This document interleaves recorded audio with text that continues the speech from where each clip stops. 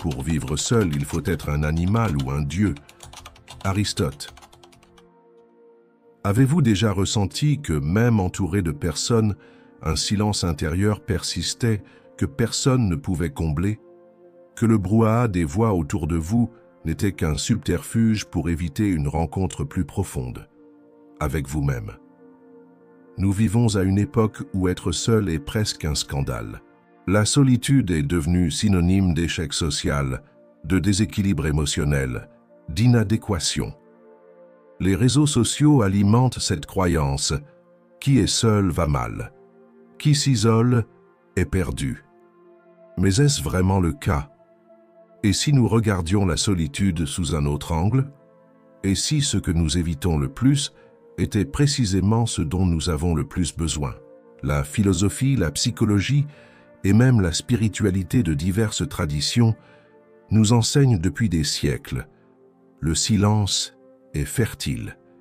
Et la solitude, lorsqu'elle est vécue consciemment, peut être l'un des outils les plus puissants de découverte de soi et de croissance. Mais pourquoi en avons-nous si peur? Peut-être parce que la solitude, lorsqu'elle est silencieuse et profonde, nous oblige à regarder à l'intérieur. Et en nous, il n'y a pas toujours du confort. S'y trouvent les traumatismes non résolus, les désirs refoulés, les masques que nous portons pour être acceptés. Et peut-être le plus effrayant de tout, là réside notre véritable moi, sans filtre, sans applaudissements, sans like, juste nous, à l'état brut. Nietzsche, avec son esprit inquiet, disait que la grandeur de l'homme, c'est qu'il est un pont et non une fin. Et pour construire ce pont entre ce que nous sommes et ce que nous pouvons être, nous devons traverser le désert de la solitude. Il croyait que l'esprit libre ne naît que lorsqu'on rompt avec le confort de la masse, avec la sécurité de la pensée collective. Et cette rupture fait mal, parce qu'elle nous confronte à l'angoisse d'être unique et, par conséquent, seul. Mais cette douleur n'est pas une punition, c'est un appel, une invitation à la maturité émotionnelle. Lorsque nous acceptons d'être seuls, et pas seulement sans compagnie, mais vraiment seuls, sans distraction, sans masque, sans le théâtre quotidien, nous commençons à entendre une voix qui était étouffée, la nôtre. La véritable solitude, celle qui n'est pas fuie mais habitée, est le berceau de l'authenticité. Aristote, d'autre part, voyait l'être humain comme un animal politique, c'est-à-dire naturellement enclin à la vie en société. Mais même lui reconnaissait que l'excellence de l'âme nécessite du temps et de l'espace pour la contemplation. Ce n'est pas la solitude qui nous déshumanise, mais l'usage que nous en faisons. Lorsqu'elle devient isolement, éloignement du monde, fermeture totale, elle paralyse. Mais lorsqu'elle devient pause, écoute, retrouvaille, elle revitalise.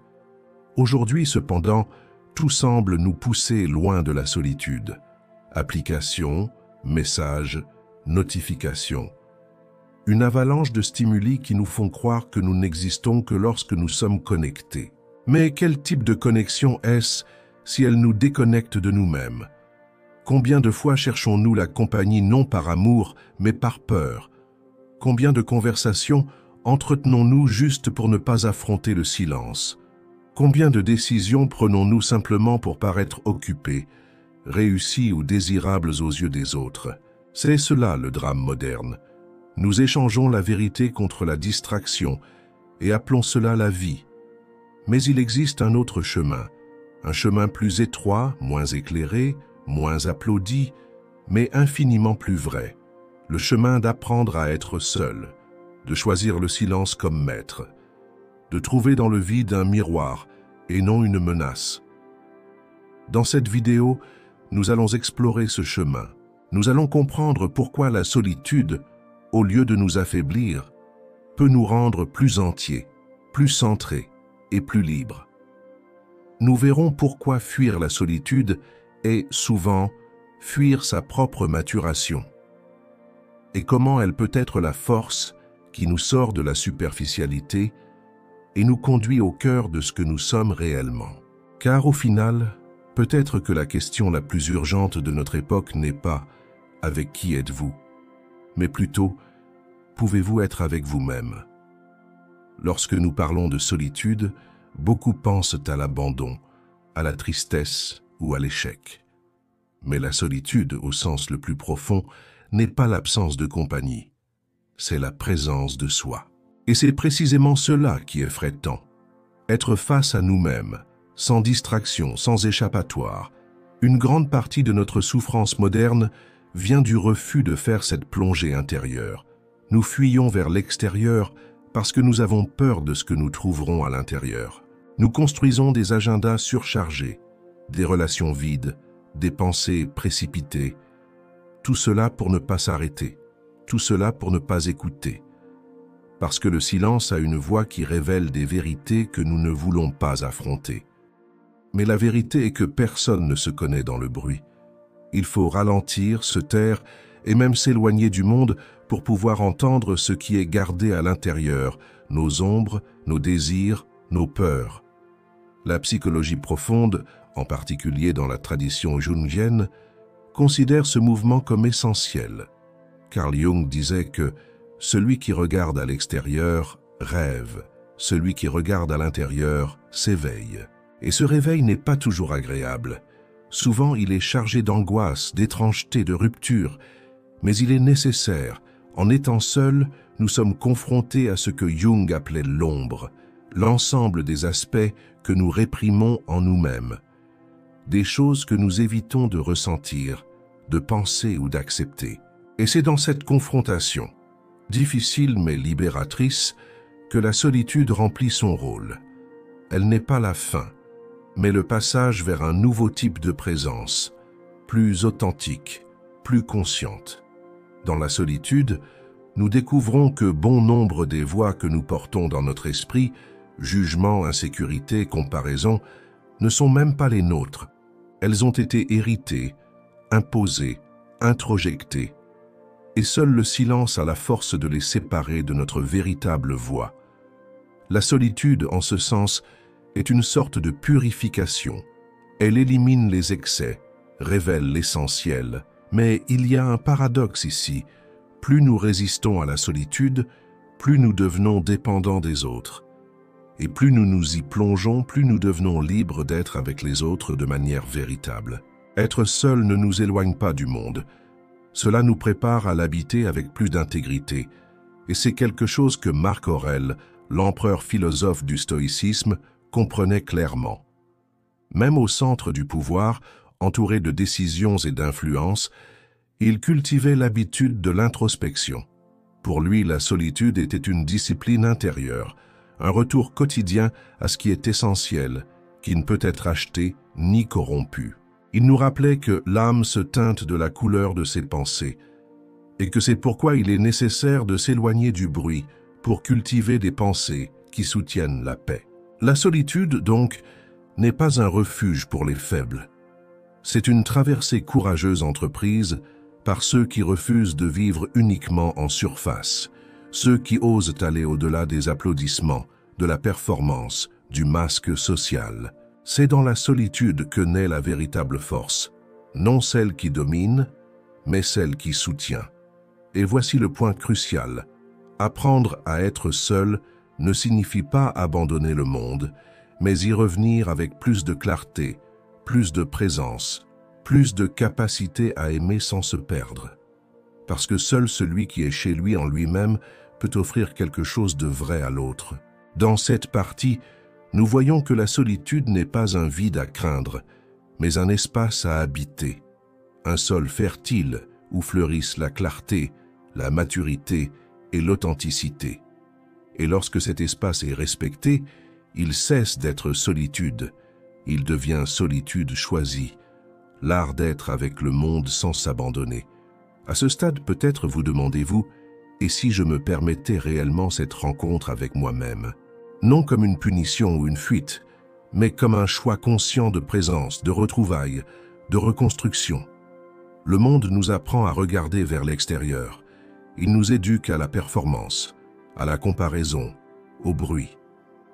Mais il existe une sagesse oubliée, silencieuse certes, mais transformatrice, qui réside dans l'acte simple d'être seul.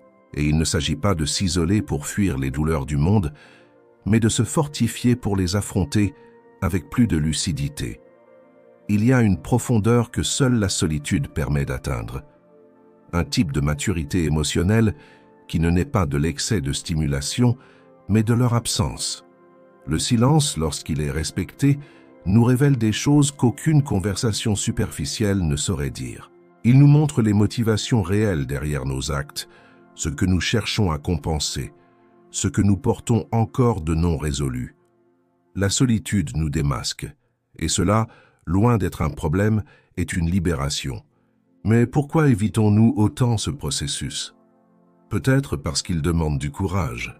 Le courage de ne pas se cacher derrière des agendas pleins, de ne pas s'anesthésier avec des distractions, de faire face à l'inconfort de ne pas savoir exactement qui nous sommes. La solitude, lorsqu'elle est bien vécue, est une traversée douloureuse, mais profondément nécessaire. C'est là que la philosophie de penseurs comme Thoreau prend tout son sens. Il ne s'est pas retiré dans la forêt uniquement pour fuir la société, mais pour comprendre ce qui comptait vraiment. Dans son œuvre, il dit « Je suis allé dans les bois parce que je voulais vivre délibérément ». Ce mot « délibérément » contient une clé, vivre avec intention, avec clarté, avec présence. Et c'est cela que la solitude offre, la chance de s'arrêter, de respirer, d'éliminer les excès et de vivre avec plus d'intention. Et voyez l'ironie. Plus nous devenons intimes avec nous-mêmes, plus nous sommes capables d'être en relation avec les autres. Car la véritable connexion ne naît pas du manque, mais de la plénitude. Quand nous nous suffisons à nous-mêmes, nous n'avons plus besoin que l'autre nous sauve. Nous pouvons simplement le rencontrer, présent, disponible, entier. Alors, au lieu de fuir la solitude, essayez de l'habiter. Créez dans votre quotidien des espaces où le bruit du monde n'entre pas. N'ayez pas peur du silence, c'est un portail. Il ne vous engloutira pas, il vous révélera. Et oui, peut-être y trouverez-vous des choses que vous n'aimeriez pas voir. Mais vous y trouverez aussi des forces que vous ne soupçonniez pas posséder. Vous n'avez pas besoin de devenir moine, ni d'habiter dans une forêt. Mais vous devez, oui, apprendre à être avec vous-même. 5 minutes par jour, une promenade sans téléphone, un café en silence. Des gestes simples qui, s'ils sont faits avec conscience, rallument l'étincelle de la connaissance de soi. Et cette étincelle peut, un jour, devenir un feu qui ne brûle pas, mais qui éclaire. Soi-même et les autres aussi. Au bout du compte, la solitude n'est pas l'ennemi de la vie. Elle est le berceau de la vie véritable, car c'est dans le silence de l'âme que la vérité murmure, et seul celui qui a le courage de l'écouter peut enfin vivre avec authenticité. Alors dites-moi, avez-vous peur d'être seul? Ou avez-vous peur de ce que vous pourriez découvrir quand le bruit cessera? Merci de penser à soutenir ce travail en suivant notre chaîne et en laissant un like. Merci beaucoup.